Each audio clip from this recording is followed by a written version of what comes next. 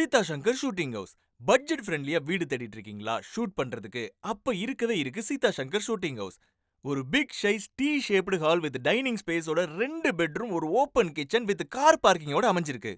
Moroccan pattern tiles, 2 elevation with spacious விண்டோஸோட amenities இருக்கு. புக்கிங்ஸ்க்கு உடனே கால் பண்ணுங்க.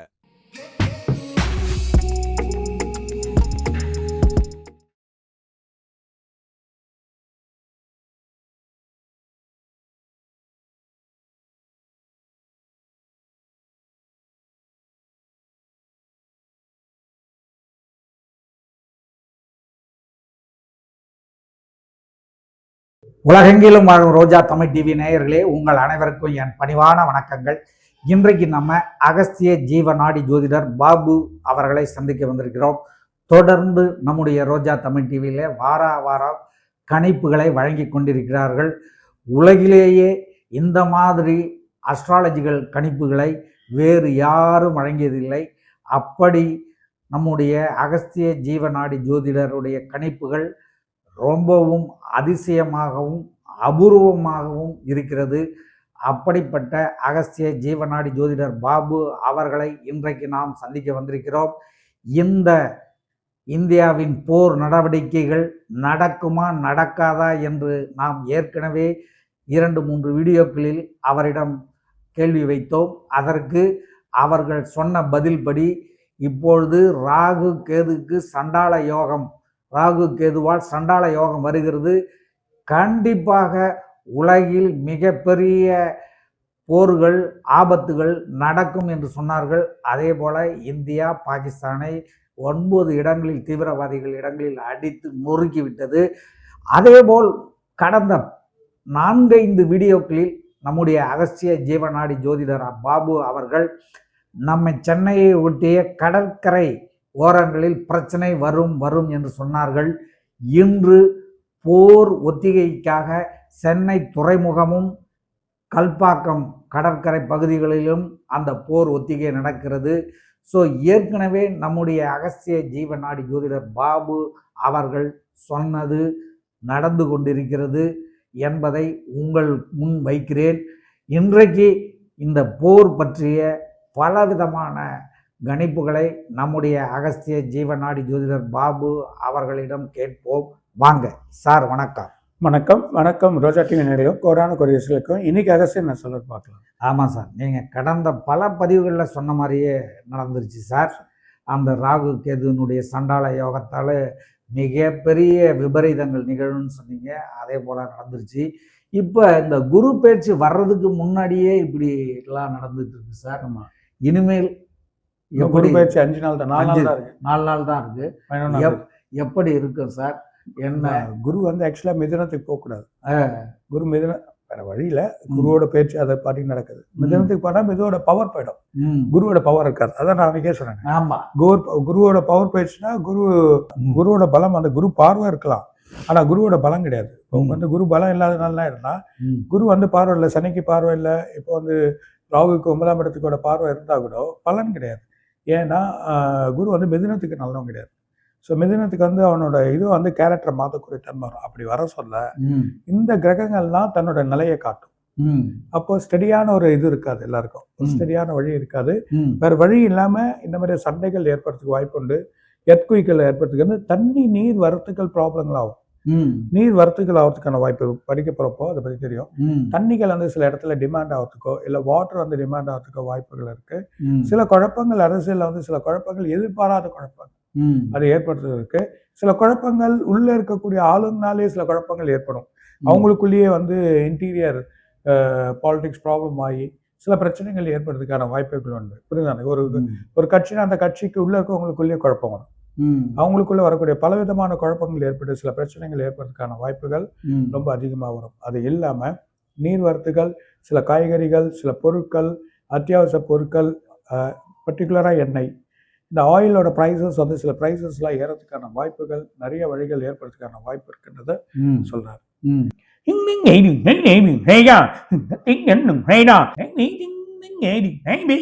இது ஒரு பக்கம் போக இன்னொரு முஸ்லீம் நாடு, சின்ன நாடு, இந்தியாவை தாக்கத்துக்கு ஒரு வழி பண்ணும். அதுவும் சில போர்னால அது வந்து இது பண்ணும். அது ஒரு பிரச்சனையா உருவாகி அது ஒரு குழப்பத்துல போகும்.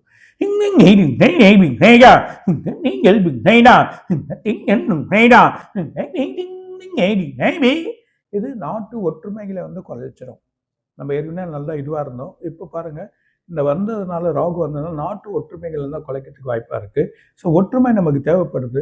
இருந்தாலும் நமக்குள்ளே அந்த சண்டைகள் ஏற்படுறதுக்கான வழிகள் ஏற்படுது.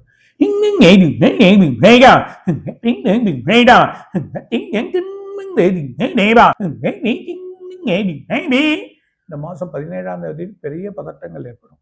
அது இப்போ தாண்டிட்டா பரவாயில்ல, அப்படி இல்லைன்னா ஜூன் 6ஆம் தேதி வரைக்குமே இந்த பிரச்சனைகள் ஏற்படும்.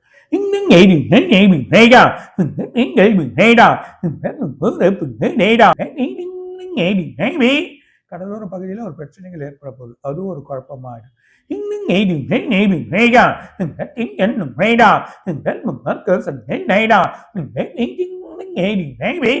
இதை தவிர்த்து கடல் மார்க்கமும் சண்டை இருக்கு. அதுவான வழியும் ஏற்படும்.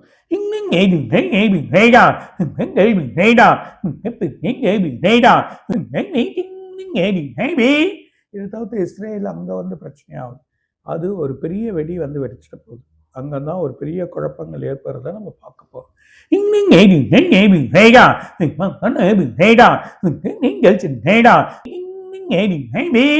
விமானங்கள் நம்ம ஏற்கனவே சொன்னேன்.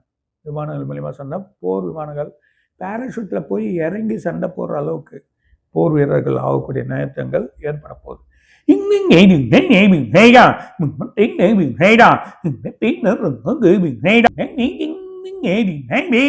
அதுக்கப்புறம் 6 கண்ட்ரிகள் ஒன்னா பேசி ஒரு முடிவு எடுத்து அதுக்கான வழிமுறைகள் பண்ணி நல்லபடி ஆக்குவாங்க. அந்த நிலைமை ஏற்படுறதை நம்ம பார்க்க போறோம்.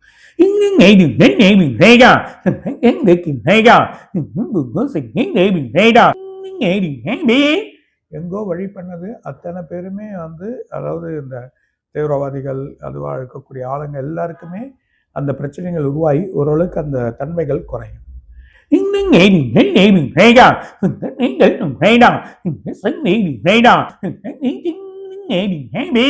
இப்போ பார்த்தீங்கன்னா இன்னும் ஒரு புது வழியான போர் ஆயத்தமாகும்.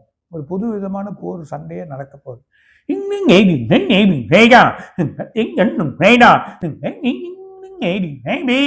இந்த சண்டைகள் வேணாம்னு நினைக்கிறோம். இருந்தாலும் சில பிரச்சனைனால நடக்குது. அதே நேரத்தில் மக்கள் வந்து கொஞ்சம் கவனமாக இருக்கணும். சில வழிகள்லாம் எடுத்து வச்சுக்கணும். இதெல்லாம் நல்லது. ஆனால் பயப்பட வேணாம், பெருசாக ஆகிடாது. ஆனால் வேறு வேறு நாடுகள் சண்டைகள் வரப்போகுது. வேறு வேறு நாடுகள் ப்ராப்ளங்கள் வரும். அதில் 2-3 கண்ட்ரிகள் இன்னும் வேறு வேறு வழிகள் ஏற்படுத்த சொல்ல, அப்போது பெரிய விதமான குழப்பங்கள் ஏற்படுறதுக்கான வாய்ப்புகள் இருக்கு.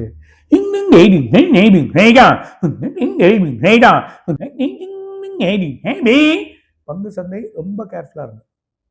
சடனாக ஏறி அது குறையறதுக்கான வாய்ப்புகள் ரொம்ப அதிகமாக இருக்கு. ஸோ இந்த பங்கு சந்தைகள் குறைஞ்சதுன்னா ஒரு பெரிய எக்கனாமிக் இழப்பு நமக்கு இருக்கு.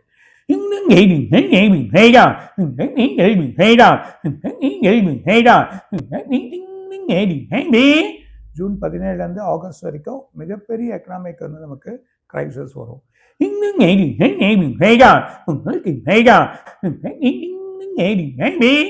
சில பொருட்கள் சில வரத்துக்கள் நின்றுடும். அந்த மாதிரி நிலைமைகள் ஏற்படுறதுக்கு வாய்ப்பு இருக்கு.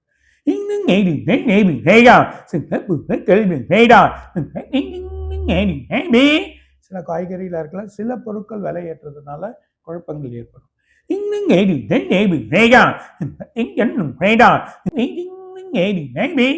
நிலவோட ஒளி அதிகமாக இருக்கு.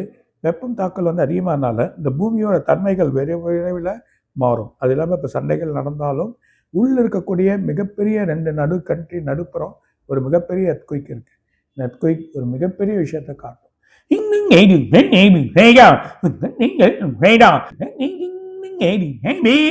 இது வரைக்கும் வந்து சேராத நடுக்கடலில் மிகப்பெரிய வெப்பம் கூட போகுது. அது மூலிமா மிகப்பெரிய எரிமலை நடுக்கடல்லேருந்து பொங்கி பீரிட்டு எழுப்பக்கூடிய ஒரு மிகப்பெரிய எரிமலை, ரொம்ப வருஷத்துக்கு முன்னாடி எரியாதது இப்போ அது எரிமலை வந்து உருவாயிட்டு அதை பிழம்பு போல பரவறதை பார்க்க போறோம்.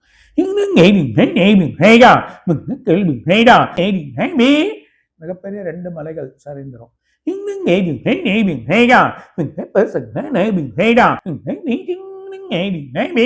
ஒரு மிகப்பெரிய போர்க்கப்பல் அப்படியே பத்திக்கும்.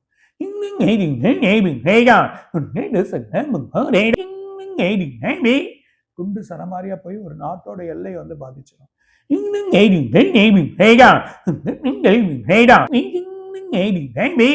சீனா ஒரு குழப்பத்தை எடுத்துன்னு வருவான். அவனும் ஒரு பிரச்சனைக்கு வராமல் அவனை அடங்கிடுவான். அவன் ஒரு பக்கம் அடங்கி போகிற நிலைமையும் பார்க்க போறான்.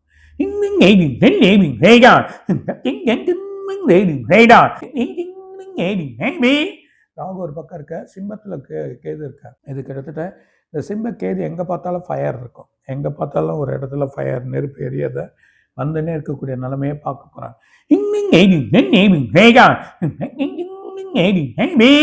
கரெக்டாக இந்த ஜூன் 7ஆம் தேதி வரைக்குமே நமக்கு சில குழப்பங்கள் இருக்கு.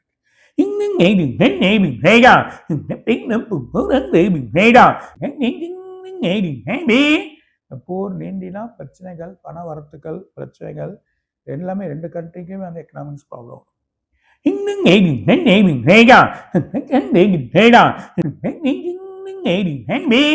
ஏதாவது எல்லையில் இன்னும் பெரிய பாதுகாப்பு அதிகரிப்பாயிடும். அந்த மாதிரி நிலைமைகள் ஏற்படுறதை பார்க்கணும்.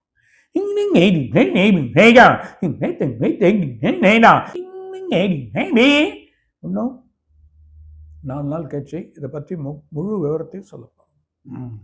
சார், இப்போ இந்திய பாகிஸ்தான் இந்த போரில் வந்து இந்தியாவுக்கு வந்து இந்திய மக்கள் அனைவரும் இந்திய அரசிற்கு உறுதுணையாக, இந்திய அரசினுடைய நடவடிக்கைக்கு ஆதரவாக இருக்கிறாங்க. இந்த போரில் யாருக்கு வந்து இந்த போர் வந்தால் யாருக்கு வந்து வெற்றி கிடைக்கும்? இந்தியாவுக்கா பாகிஸ்தானுக்கா? இந்தியா வந்து இந்த போரில் வெற்றி பெறுமா? இந்த போரால் வந்து மக்களுக்கு வந்து இப்போவே வந்து இப்போ போர் ஒத்திகையால் மக்கள் வந்து போர் வந்துருமோ என்னவோ அப்படின்னு வந்து ரொம்ப பயந்து போயிருக்காங்க. எங்கே பதுங்கிறது, எப்படி பதுங்கிறது அப்படிங்கிறதெல்லாம் வந்து தகவல்கள் வெளியாகிட்டு இருக்கிறதால மக்கள்கிட்ட ஒரே பீதி ஏற்பட்டிருக்கு. இந்த போர் வெற்றி யாருக்கு கிடைக்கும் அப்படிங்கிறத சொல்லுங்க.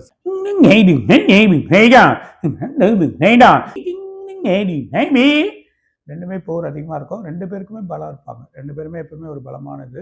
ஆனால் ஆதரவுகள் அதிகமாக இந்தியாவுக்கு வந்துடும். அந்த மாதிரி நிலைமைகள் ஏற்பட போகுதுன்னு தான் சொல்கிறேன்.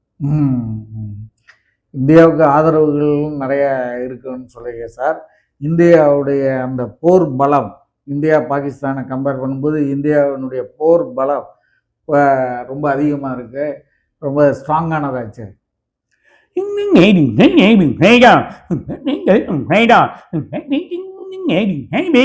அதுதான் அந்த தீவிரவாதிகளோட இது வந்து முற்றிலும் ஒழிக்கணுன்ற மாதிரியா ஒரு போர் இது நடத்துகிறாங்க அப்படின்றதான் சொல்கிறாங்க. இந்த ஏன்னா உலக நாடுகளே இன்று வந்து தீவிரவாதத்துக்கு எதிரான நடவடிக்கைகள் இறங்கிட்டு இருக்கு. அமெரிக்காவே இரட்டை கோபுர தகர்த்த தீவிரவாதிகளை வந்து வேட்டையாடி இது பண்ணதால தான் இன்றைக்கு வந்து அதுக்கு பிறகு எந்த விதமான தீவிரவாதமும் அமெரிக்காவில் நடக்காமல் இருக்கு. அதுபோல் இந்தியாவும் வந்து இந்த தீவிரவாதிகள் ஒழிப்பு நடவடிக்கைகளில் ஈடுபட்டிருக்கு. இது இந்திய மக்கள் அனைவருமே பாராட்டிகிட்டு இருக்காங்க. ஸோ இந்த நிலைமை வந்து மக்களே வந்து ஆதரிக்கிறாங்க.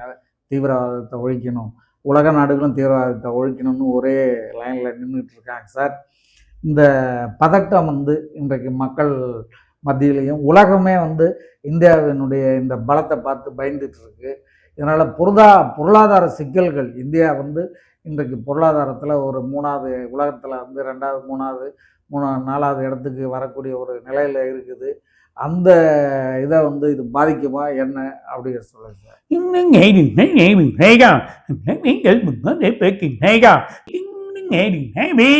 கொஞ்ச நாளைக்கு எக்கனாமிக் கிரைசிஸ் வரும். நான் சொன்ன மாதிரி ஜூன் மாதத்துலேருந்து ஆகஸ்ட் வரைக்கும். ஆனால் பேடான விஷயம் இல்லை. ஆனால் பொருளாதாரத்தில் வழி வரும். பொருளாதாரத்தில் பின்தங்கி போகாது, ஆட்டோமேட்டிக்காக வழி வந்து பிரச்சனை.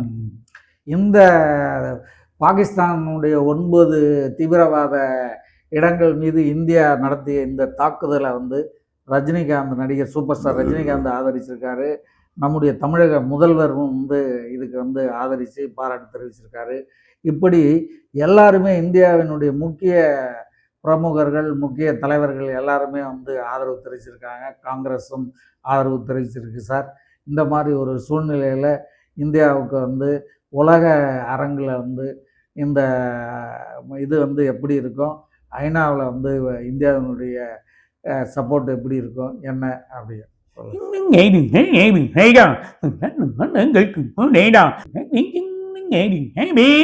கண்டிப்பாக பல நாடுகள் கூடி முடிவு எடுத்தது தான் இது. அதுக்கான வரவேற்புகள் இருக்கும். அது இல்லாமல் என்ன மாதிரி இது வந்து தீவிரவாதத்தை வந்து அவங்க வந்து எல்லாத்தையும் எடுக்கணுன்ற ஒரு நிலையில் இருக்கிறதுனால இது எல்லாருக்குமே ஒரு நல்ல வழின்றதை சொல்கிறேன். இந்தியாவினுடைய இந்த நிலைப்பாடு இந்திய மக்களுக்கும் உலக அரங்கிலும் மிகப்பெரிய ஒரு பேரை பெற்றுக் கொடுக்கும். எல்லாருமே வாழணும். எல்லாருமே ஒரு நாட்டுக்கு போய் ஒரு சுற்றுலா பயணம் பண்ண சொல்ல எல்லாருமே நல்லா இருக்கணும். எல்லாருமே போகிறப்போ எல்லாருக்குமே வந்து ஒரு பீஸ்ஃபுல்லாக இருக்கும். எல்லாருக்கும் இந்த பிரச்சனை வர சொல்ல அது கண்டிப்பாக அதோட வழிப்புத்தன்மை தான் உலகமே எதிர்பார்க்குது. அந்த நிலைமை தான் இப்போ செய்கிறாங்கன்றதை சொல்கிறேன். ரொம்ப நன்றி சார். மீண்டும் நம்ம அடுத்த குரு பெயர்ச்சி வீடியோ கண்டிப்பாக பலன்களில் சந்திப்போம் சார். நன்றி, வணக்கம். வணக்கம். வணக்கம் ரோஜா டிவி நேயர்களுக்கு, கொரோனா குடியரசுக்கும் இன்னும் நிறைய சொல்லுவார். வணக்கம். இதுவரை நீங்கள் பார்த்த இந்த நிகழ்ச்சி உங்களுக்கு பிடிச்சிருக்கும் அப்படின்னு நினைக்கிறோம். இது மாதிரி பல சுவாரஸ்யமான நிகழ்ச்சி உங்களை வந்து சென்றடைய நீங்கள் செய்ய வேண்டியது ஒன்றே ஒன்று தான். ரோஜா தமிழ் டிவியை லைக் பண்ணுங்கள், ஷேர் பண்ணுங்கள், கமெண்ட் பண்ணுங்கள், சப்ஸ்கிரைப் பண்ண மறந்துடாதீங்க. அது மட்டும் இல்லாமல் எங்களோட செய்திகள் உங்களை வந்து உடனுக்குடன் வந்து அடைய நீங்கள் செய்ய வேண்டியது ஒன்றே ஒன்று தான். பெல் பட்டனை கிளிக் பண்ண மறந்துடாதீங்க.